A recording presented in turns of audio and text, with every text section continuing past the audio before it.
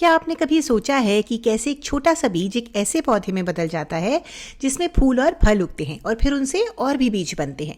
जन्म से लेकर दोबारा जन्म लेने तक एक पौधे की यह यात्रा आखिर कैसे होती है, आइए पता लगाते हैं। देखिए, एक पौधे का जीवन चक्र यानी लाइफ साइकिल एक बीज से शुरू होता है। शुरू में ये बीज एकदम बेजान सा लग सकता है, लेकिन इसके अंदर वह सब कुछ उपस्थित है जो एक बिल्कुल नया पौधा बनाने के लिए जरूरी है। जब इस बीज को सही परिस्थितियां मिलती हैं, जैसे कि ऑक्सीजन, पानी और धूप, तो ये अंकुरित होने लगता है, जर्मिनेट होने लगता है। एक छोटी सी जड़ मिट्टी में नीचे की तरफ बढ़ने लगती है। समय के साथ ये बड़ी और मजबूत होती जाती है और फिर एक छोटा सा तना या शूट रोशनी की तलाश में ऊपर की ओर निकलता है। यहीं से हमें पौधे की ग्रोथ दिखाई देनी शुरू होती है। इस पूरी प्रक्रिया को अंकुरण या जर्मिनेशन कहा जाता है और जो नन्हा पौधा बाहर आता है उसे अंकुर या सीडलिंग कहते हैं। अब ये नन्हा पौधा धीरे धीरे बड़ा और मजबूत होता जाता है। इसमें पत्तियां आने लगती हैं और ये पत्तियां फैलने लगती हैं। पौधा एक प्रक्रिया के जरिए अपना खाना खुद बनाना शुरू कर देता है। इस प्रक्रिया को प्रकाश संश्लेषण या फोटोसिंथेसिस कहते हैं। समय के साथ इस पौधे का तना मोटा होने लगता है और इसमें और भी बहुत सारी पत्तियां उगाती हैं और पौधा पूरी तरह से परिपक्व हो जाता है। एक बार जब यह पूरी तरह से परिपक्व हो जाता है तो इसमें फूल खिलने लगते हैं और ये फूल न सिर्फ देखने में सुंदर होते हैं, बल्कि ये पौधे को बीज बनाने में भी मदद करते हैं। क्या आप जानते हैं कि फूलों में भी नर और मादा भाग होते हैं?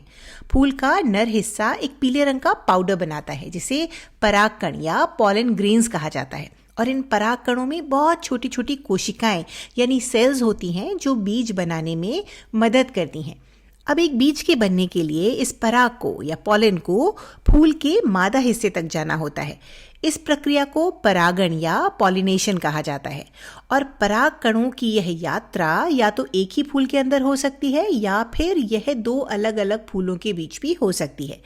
ये परागण पानी, हवा और कीड़ों की सहायता से, जैसे कि मधुमक्खियों और तितलियों की सहायता से होता है, जो अनजाने में ही इन पराग कणों को अपने साथ ले जाती हैं।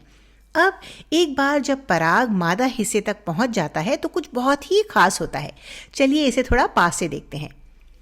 तो पराग की एक छोटी सी कोशिका फूल के मादा हिस्से के अंदर उपस्थित एक दूसरी छोटी कोशिका के साथ संयुग्मित हो जाती है, कंबाइन हो जाती है, समझिए जुड़ जाती है। इस प्रक्रिया को हम निषेचन या फर्टिलाइजेशन कहते हैं और इसी फर्टिलाइजेशन की वजह से बीज बनते हैं। फर्टिलाइजेशन के बाद फूल में परिवर्तन आने लगता है। उसकी पंखुड़ियां सूखकर गिर जाती हैं और वह फूल धीरे धीरे एक फल में बदल जाता है। अगर हम बीन्स के पौधे की बात करें तो इसका फल एक फली होता है और उस फली के अंदर और बीज होते हैं जो इस जीवन चक्र को फिर से शुरू करने के लिए एकदम तैयार होते हैं। तो अगर हम एक बीन के पौधे या किसी भी पौधे के जीवन के अलग अलग पड़ावों को क्रम में लगाएं तो वो कैसा दिखेगा? ये एक बीज से शुरू होगा जो एक नन्हे अंकुर यानी सीडलिंग में बदलेगा, फिर उसकी पत्तियां बनेंगी, फिर उसमें फूल आएंगे जो बाद में फलों में बदल जाएंगे और इन फलों के अंदर बीज होंगे और अंत में वह असली पौधा मर जाता है, लेकिन उसके बीज फिर से नए पौधे बना सकते हैं। तो अब जब हमने एक पौधे के जीवन चक्र के अलग अलग पड़ावों के अलग अलग स्टेजेस के बारे में जान लिया है, तो चलिए जल्दी से इसे दोहरा लेते हैं। एक पौधा अपने जीवन की शुरुआत एक बीज के रूप में करता है। सही परिस्थितियां मिलने पर यह अंकुरित होता है और एक नन्हा अंकुर यानी सीडलिंग बन जाता है। फिर यह नन्हा अंकुर बड़ा होकर एक परिपक्व पौधा बनता है जिसमें बहुत सारी पत्तियां आ जाती हैं। इसके बाद इन पौधों में फूल खिलने लगते हैं जो फलों में बदल जाते हैं और उन फलों के अंदर बीज होते हैं जिनसे फिर से नए पौधे बन जाते हैं।